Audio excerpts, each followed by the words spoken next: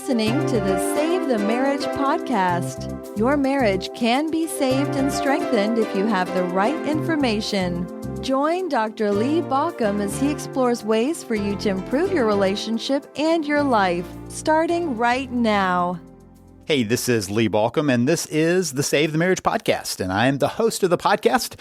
I'm also the creator of the Save the Marriage system, and that system has been used by people around the world, by so many people who are working to save their marriage, even if their spouse is not wanting to work on it. That's one of the unique features of my program, that it helps you step into the process even if right now you're the one who wants to save it. But sometimes you have to start by facing the facts, and that's what we want to talk about today. But I want to bring up the facts a little bit differently than what you may think I mean by that. This came out of a call I was having with a client just yesterday. We were talking about her marriage and how stuck it felt, and she said, maybe I just need to face the facts that there's nothing I can do. And I know that she thought that things were over, but I saw lots of openings for her to move forward in a different way in her marriage, because that's what brings people into this program. It's not that we're here to stop a legal process. It's here that we're going to rebuild your relationship. It's where we're going to create a foundation that allows you to have a loving relationship for the rest of your life. Not just stop a divorce, but save your marriage and restore it to where you want. And this person was telling me that maybe she just needed to face the facts that things were over. Maybe there's nothing that could happen. And I suggested we face the facts by coming up with a plan. So that's what I want to talk about today, this idea of facts as a way of thinking through this process. This comes actually from an approach that Gay Hendricks uses. Gay Hendricks is one of the old-time self-help people who is still helping people. He talks a lot about relationships, loving conscious relationships, and how to live consciously in the world. An approach he uses with clients, he refers to as facts. So this is how you save your marriage by taking these steps, the FACT step, F-A-C-T, and I'm going to tell you what those mean in just a minute.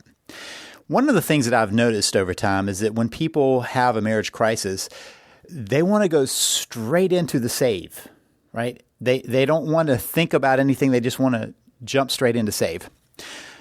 When I was a teenager, I took my first course in first aid. I never meant to be a lifeguard, but I went through lifeguard training because I'd finished all of the swim lessons that were available, and there were still summers left in my high school years, and my parents wanted me to keep taking swim lessons, so that meant taking lifeguard training.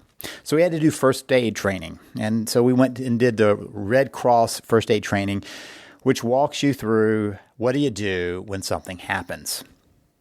And one of the things I learned at that point is you don't just dive in. For instance, using the lifeguard analogy, somebody is in the midst of a pool in trouble. You don't just dive in and grab them. Now, years later, as I continued in life and in my, nautical or aquatic career, and I got my certification as a scuba diver instructor, I also took the first aid there. And one of the things we practiced was rescuing people. So when I was a teenager, we were pulling people out that were teenagers, not a lot of weight. As a scuba instructor trainee, I was rescuing people who were in full gear, as big as me, who were thrashing around with lots of equipment on. So one of the things that we learned was we had to stop and assess the situation. That's always the first rule in any first aid situation. You've got to stop and assess. If something is happening, you want to make sure that you're not making the situation worse or putting yourself at risk to make the situation even worse. And so the first thing you do when there is an accident is to stop and think about what's going on. Stop and assess. And the assessment is to make sure that you know the approach you're going to take, because you know the circumstances around it. And this is true even when you're working to save your relationship. So instead of just rushing in trying to save things, You step back for a minute and you ask a couple of questions. The questions are, where is the marriage right now? Where is it? The second one is, why is it in trouble? And the third one is, what stage does that mean? Those are very important starting points. Probably every day, multiple times in a day, I get an email or a phone call, and somebody wants a couple of tips or hints on how to save their relationship. And I constantly have to say the same thing. I don't believe in tips and hints. I believe in an approach. I believe in understanding what happened. This is kind of like when I was a teenager. You remember Rubik's Cubes when they came out? You probably don't, but I do. When Rubik's Cubes came out, they were everywhere all of a sudden. And so we would work on fixing them. And I would just sit there and twirl it around, just diving in, right? It would mix it up and I would dive in, trying to figure out how to get those colors on the right side. And I was only moderately successful. But a friend of mine down the street went to the bookstore, bought a book on how to solve the Rubik's Cube, began to understand the mechanics of that Rubik's Cube, began to understand the logic of moving it around and how to move those pieces together and the tricks that would help him do it. Well, my friend could solve the Rubik's Cube. I never was able to do that very much because I never studied that and I didn't have, the brilliance that might have allowed me to do it without any assistance. He understood how that cube worked. So I couldn't just say to him, hey, give me a hint on how to do this. Because the hint is this: turn it around until all the colored sides line up. The reality is you've got to know some ways of getting there. Same is true with your marriage. If you just jump in trying to do everything, taking any hint or tip from wherever you could find it, things are going to get worse because you haven't stepped back and asked the questions. Where is the marriage? In other words, what's been going on in the marriage up until now? How did you get to here? How did you walk into this situation? And then, why is it in trouble? What are the circumstances that created the trouble? What do you keep hitting that same place? And the final thing is, what stage? In my work with couples, I determined that there are 8 distinct stages that a relationship crisis can be in. And yeah, there's some gray areas in between, but basically we can look at that, as I talked about in my last episode, on how to grade the situation, how to grade the crisis, figure out where that crisis is, not where the marriage is, but where the marriage crisis is, so that we can begin to move forward in a way that makes sense based on that stage. So today is kind of the follow-up of that, of what do you do it? How do you face the facts? How do you move forward and understand what's going on in your relationship so that you have a solid foundation to work from? So let me tell you what face the facts means. FACT stands for face, accept, choose, and take action. So let's start with face. One of the things that often happens is that people really don't want to look at what's going on in the relationship.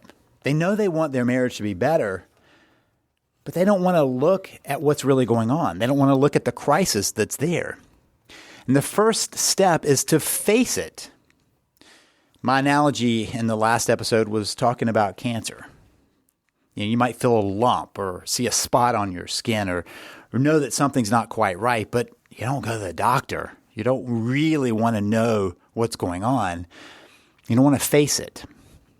But in order for us to ever move forward, we have to face it, to look at it and say, wow, this isn't where it needs to be. On a regular basis, I'm talking with people who tell me that their marriage was great until a month ago, a week ago, a year ago, 2 years ago, whatever it is. It was great up until then. And what they don't recognize is that the seeds of their current situation were already beginning to germinate. Were already beginning to take hold. They're already choking out the connection in the relationship. The seeds were already growing. The weeds were already there before. And so part of what they weren't noticing was all the problems that were coming into the relationship earlier on. So they mark something, a fight, a crisis, something that happens, and they say that's when the marriage got in trouble. That really was a tipping point. And what's important is for us to face what's going on in the relationship and say this is where it is. This is what's going on. which is very similar to the second stage, which is accept. Now, one of the things that I often find is that people have a misunderstanding of what acceptance really is. Back when I was a chaplain, we had this idea of grief that people had to move all the way through until they get to acceptance. And if you're familiar with the stages of grief, you start with denial. Now, denial is kind of like what happens when you're not ready to face it, right? But denial is pretending like nothing's going on, acting like everything's going to be okay, no matter what. And then you move through the other stages. And those stages of bargaining and depression and also of anger is followed with acceptance. But what often comes out of that is that people believe that acceptance is kind of like resignation, giving up. If they accept what's going on, they've given up. Really, acceptance is saying, I accept where things are right now. I have an acceptance of what's going on. It's not resignation. It's recognizing the need for change. It's recognizing the truth of what's going on. You can't ever start until you get to that stage. So many times when people talked about getting to that acceptance level, let's say with cancer, that then gave them the choice of what do they want to do now? How do they want to move forward given what's true about this? It's a point of reality. If you're going on a trip, you need to know where you are now before you look at where you're going to get to. So if you decided that you were going to take a ride across the country, you need to start with where you are.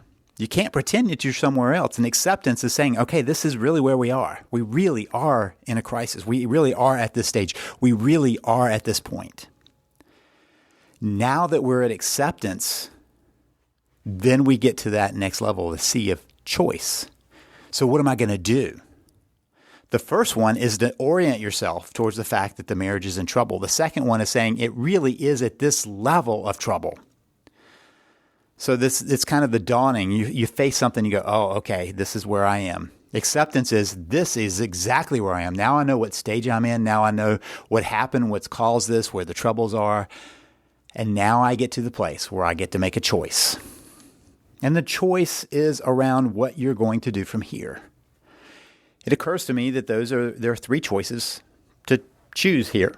You can work, you can walk, or you can wait. All three of those, work, walk, or wait. Work on things. I'm going to dig in, right? I'm going to figure out what's going on here. I've talked with people this last week that told me they were spending 4, 5, 6, 7, even 12 hours a day focusing on reading and podcasts and listening to advice about marriage. They are at the place of work, and I would say overwork. There's a possibility of getting so focused on the marriage crisis that it becomes almost an obsessive quality, which is often overpowering to the other person. But at least they've chosen to work on things. And that really is that point of work. I'm going to work on this. I'm going to focus on this. I'm going to give it my all to get this to where it needs to be. So you can work. You can walk. You can either end the marriage or wait for your spouse to end it. Just walk away from it. Just say, okay, I'm not going to do anything. I give up. The other option is to wait. And that often happens when a spouse is not willing to actively work on the relationship. It's not actively trying to move forward. But there's no attempts at dissolving the relationship, no attempts at divorce. Now, waiting doesn't mean that you're doing nothing. You can wait and work on your own self, work on your own understandings, do things behind the scenes, trying to get ready for your opportunity to move forward. So when you hear me say wait, it's not the same as doing nothing. It just means that you're not actively trying to engage your spouse. So those are your three options.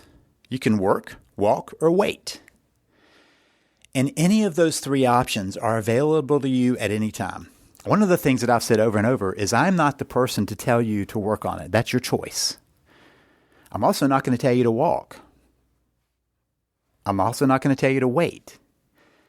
But I'm going to encourage you to think through which of those three spaces you want to be in. And then whichever three of those three you choose, if it's to work, you work on it. You commit yourself to that, figuring it out. If you wait, you're waiting for the shift. If you decide to walk, you're not going to listen to me anymore anyway. So those are your three options. Are you going to work, walk, or wait? If you've decided to work or wait, then you need to figure out what that's going to look like. You've chosen your path, and that brings us to the T, take action. What's your plan look like? How do you want things to move forward in this process? My process is centered on three different C's, I call them. The three C's of saving your marriage. Connect, change, create a new path. That is the piece of the puzzle of taking action. Any plan to save your marriage, and I do find it important to have your plan, needs to have those three pieces. How are you going to work on rebuilding the connection with your spouse? Now, let me pause here and say, if during the choose piece, you're at a wait point, you may be doing minimal connecting with your spouse. It's not the same as having no connection, but you want to make sure the connection that you're building doesn't crowd their sense of space. Because if you invade their space, they'll push you out. So connection as part of your plan can be a minimal level of connection, or it can be a lot more connection depending on where your relationship is and how much it can tolerate and how much your spouse is willing to tolerate in that process. Connection with your spouse is important for one very important reason. Connection is the lifeblood of your relationship. Until you have connection in your relationship is going to be in trouble. It's what nourishes the relationship. It's what keeps it going. So connection is a central point. That is what we as humans do with other humans. We connect in so many different ways. I talk about some of these pieces in my book, How to Save Your Marriage in 3 Simple Steps, but connection happens on 3 different planes: physical, emotional, and spiritual. Notice we're building out this 3-step process. So first you can work, walk, or wait. And if you're going to work, you need to have your plan following the 3 C's of connecting, changing, and creating a new path. And as you connect, you're working on it from a physical, emotional, and spiritual standpoint. You'll notice that this is a step-by-step understanding. You want to make sure that you have actualized those pieces. How are you going to connect physically, emotionally, spiritually in ways that respect the space that your spouse is demanding? And we all have a different level of space that we're wanting in life. And when your spouse is feeling disconnected, they may be wanting more space than you're comfortable with. And guess who gets to set the standard for that space? Not you, but your spouse. You want to live within that, because if you push against it, you'll get more pushback. So the second thing of change is changing yourself. And I'll be the first to tell you, I am not saying that there is anything wrong with you, but I am affirming the fact that we as humans all have places where we can grow and change, where we need to grow and change. And this is your place of saying, this is my point where I need to change. I need to grow. I've missed some places in life. We all do that. As adults, most of us close off our growth understanding. And I'm trying to bring that back, because most of us have places where we need to step into more growth, more change to get to a better place. The third point on your plan is to create a new path. That's building the we, as I talk about. Seeing yourself as part of a we. The fact is that most marriages that fail never manage to get to that place of being a we, never manage to hold on to that sense. We starts with a you and a me at the beginning of the relationship. And there's you, there's me, then there's you and me. And if you don't cross over to we when you get married, it becomes you versus me. The struggle ensues. Instead of seeing it as a team, we're a unit, we're one in many areas. You see it as the opponent, someone to fight against, to push against, to struggle against. So those are the 3 pieces of taking action, of having a plan. to work to connect, to change yourself and create a new path. That's how you face the facts. The fact of face, accept, then you choose, and then you take action. That's how you begin to move yourself forward. And this is the method that many people can find throughout their life. It's not just in your marriage, but everywhere in life you find yourself stuck. Face it. Find what's going on by facing the situation. Fact it. Face, accept, choose, take action. Every place you're stuck, there is a fact. In your marriage, that's one of the areas that you may decide that you need some outside help. And that's where you might visit me. Come to savethemarriage.com and grab my system.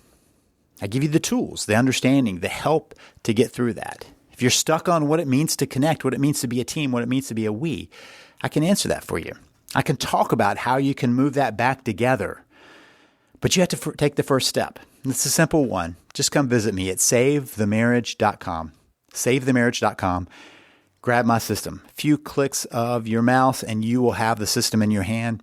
And while you're there, grab the free week of VIP that I have for you so you get extra tools that you can use, including a fill-in-the-blank plan. I talked about how important that is, including a training on how to create your apology letter that can point to the places where you need to make some changes, but you also can clear the air and begin to rebuild from there. I have tools on how you can connect with someone without crowding their space. All of that is there for you for free in that free week of VIP. And if you go ahead and claim that, if you go ahead and claim the system on your download page, you can also request your free Best Start session with one of my coaches. There's no obligation to it. We just want to make sure that you have your best start. You just go to your download page, click on to the request for coaching button and fill out a little information. We'll be in touch. But the starting point is simply pointing your browser to savethemarriage.com. Let's get started. Let's face this and figure out the fact of what needs to happen. This is Lee Balcom wishing you the best as you work to save your marriage. You've been listening to Save the Marriage podcast. For more information and help, please visit us at savethemarriage.com.